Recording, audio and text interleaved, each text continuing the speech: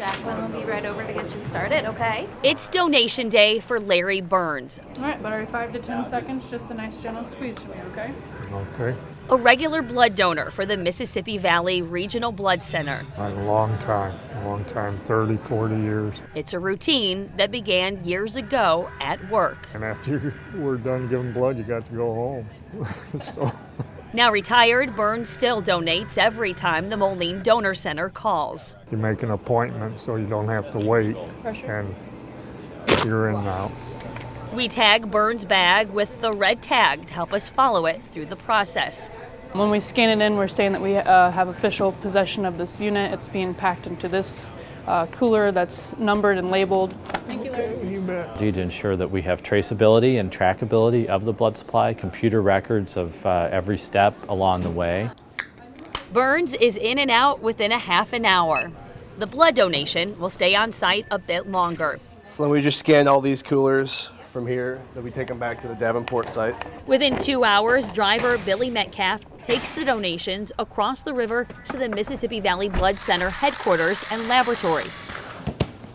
What goes on beyond the donation is where so much work of the blood center takes place. Checking in at the headquarters involves more scanning. Good to go, and the lab down here takes over and does their magic. The next step, blood component production, takes place within hours.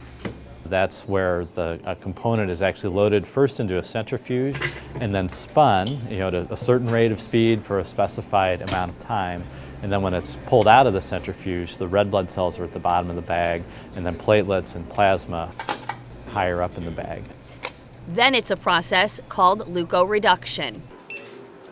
Leukoreduction is removing the white cell or the leukocyte from the unit of blood, so that what is transfused actually does not contain the leukocytes.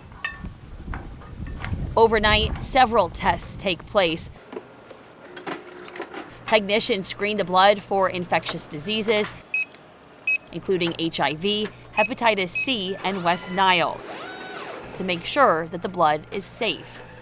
Burns' blood is cleared for release. I mean, as you can see right here, these are all going out this morning. While in product management and distribution, the units of blood can be shipped out. Drive careful. Okay.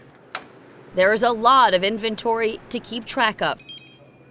The Mississippi Valley Regional Blood Center is the sole provider to 88 hospitals in Illinois, Iowa, Missouri, and Wisconsin. Sometimes it's just for one unit, sometimes it's for an order of 20 units. Less than 48 hours after donation, Unity Point Health Trinity Rock Island puts in a request for O-negative blood.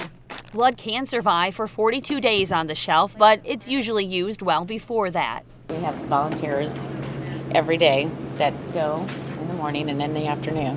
One of those volunteers is Joe Scherschel, You're going to Trinity West and you're going to the Moline site today. a driver for more than 15 years. It just gives me something to do. Keeps me alive, I think, if I keep moving.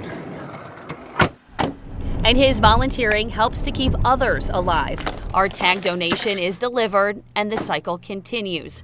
On his way back to headquarters, Joe drops off more supplies at the Moline Donor Center, ready for the next volunteer to give the gift of life. Julie Sisk, WQAD News 8.